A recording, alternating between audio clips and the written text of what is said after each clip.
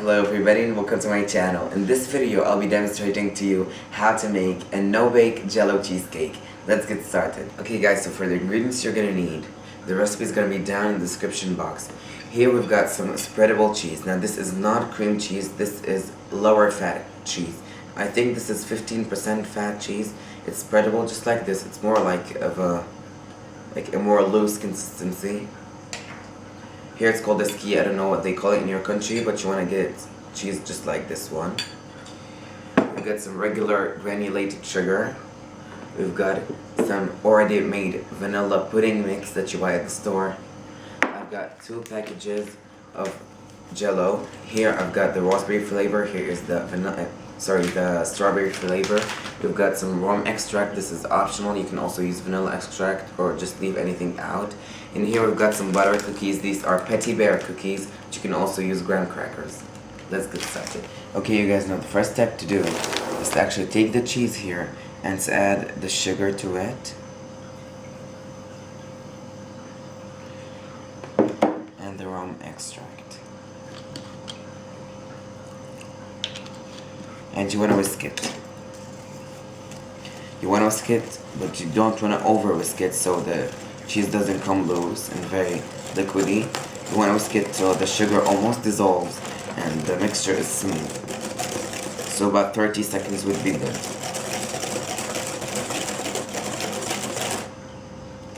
Now after adding the sugar and the rum extract, you want to use the vanilla pre-made pudding mix. This will make it hold its shape together. Some people use the gelatin or the agar, but I like to use this because it adds the vanilla nice flavor. It also makes it thicker.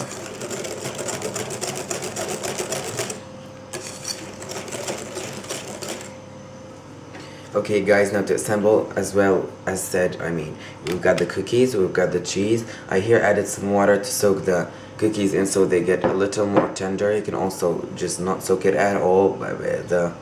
The cheese will make it just a little softer, but I like to use water only. I don't like to put coffee or anything in it because I don't think it fits the flavor here. And here I've got a cake ring, just like this. You can also use a Pyrex dish, but I like to use this so when I take it off I can see the layers. But as said, the Pyrex is just as great.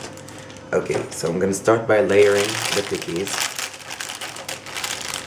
Just like this in the bottom of the ring, just like that.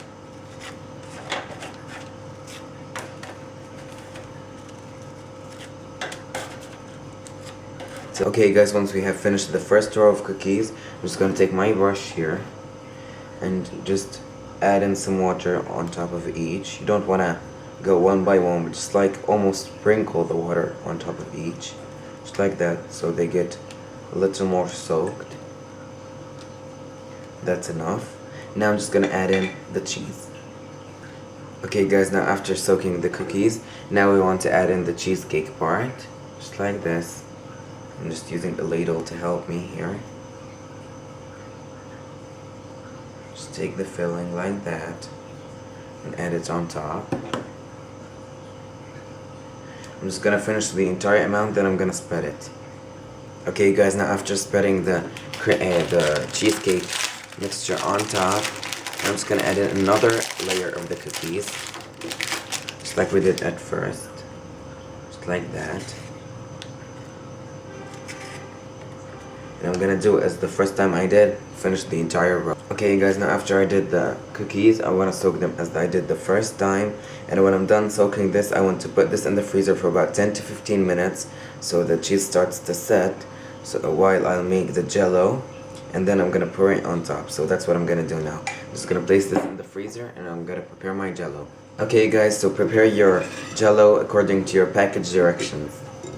Hey guys, now that you have prepared our Jello, just take the cheesecake part out of the freezer and just start by adding the Jello after about 1 minute of setting to just cool it down a little to here I'm using just a measuring cup. I don't want to splash it all in because it will make a hole inside and everything will start wobbling together. So just use this very carefully and very slowly.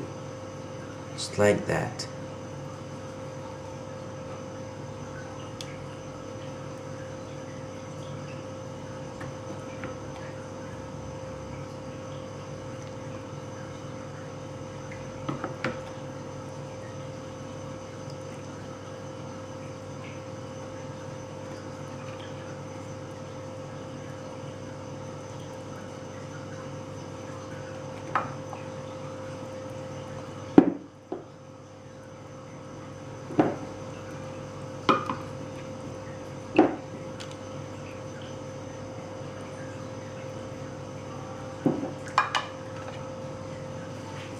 Okay guys, now that we have added the Jello on top, as you can see it's still very wobbly. You want to let it set here on room temperature for about 15 to 20 minutes. Then you put it in the fridge for at least 4 hours. Then you can start cutting it. This will hold up in the fridge for about 1 week.